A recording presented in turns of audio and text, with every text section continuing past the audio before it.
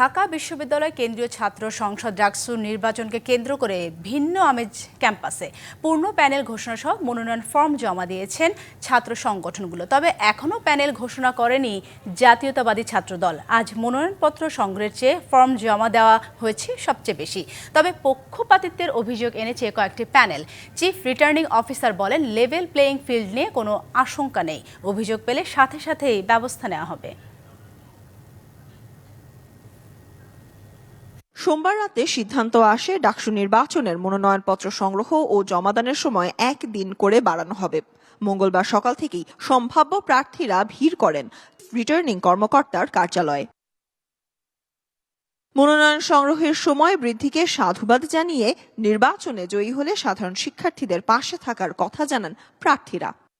এ সময় মনোনয়ন ফর্ম সংগ্রহ ও জমাদানের সময় বাড়ানোর নির্দিষ্ট একটি দলের প্রতি পক্ষপাত দুষ্ট আচরণ বলে মন্তব্য করে ছাত্র শিবির। জানানো হয়, শিগগিরই প্রকাশিত হবে ইশতেহার। বিশ্ববিদ্যালয় প্রশাসন হঠাৎ করে মনোনয়ন ফর্ম উত্তোলন করার জন্য একদিন বাড়ালো। এটি সুস্পষ্ট নির্দিষ্ট একটি দলের কাছে তাদের পক্ষপাত দুষ্ট আচরণ। আমরা ঐক্যবদ্ধ শিক্ষার্থী যে জোট করেছি, সেই জোটের মাধ্যমে আমরা শিক্ষার্থীদের কথা দিতে চাই। শিক্ষার্থীদের যে কথাগুলো আছে সেগুলো এই জোটের পক্ষ থেকে আমরা বলবো এবং আমাদের ইশতেহারে তাদের কথার প্রতিচ্ছবিগুলো থাকবে। একই সুর ছিল ডাকসু ফর চেঞ্জ প্যানেলেরও। অভিযোগ, একটি দলকে বিশেষ সুযোগ দেয়ার। ওয়ালটন এখন দেশের সীমানা পেরিয়ে পৌঁছে গিয়েছে 50টিরও বেশি দেশে। ওয়ালটন, ঘরে ঘরে বিশ্বজুড়ে।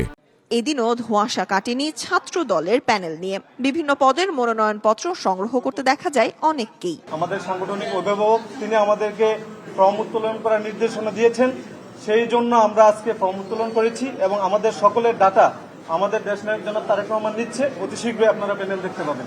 তবে সকল দলের অভিযোগ উড়িয়ে দিয়ে চিফ রিটার্নিং অফিসার বলেন, কোনো চাপে নয়, আগ্রহী সবাই যেন ডাকসু নির্বাচনে অংশ নিতে পারে সেজন্য মনোনয়নপত্র বিতরণ ও জমাদানের সময় একদিন করে বাড়ানো হয়েছে।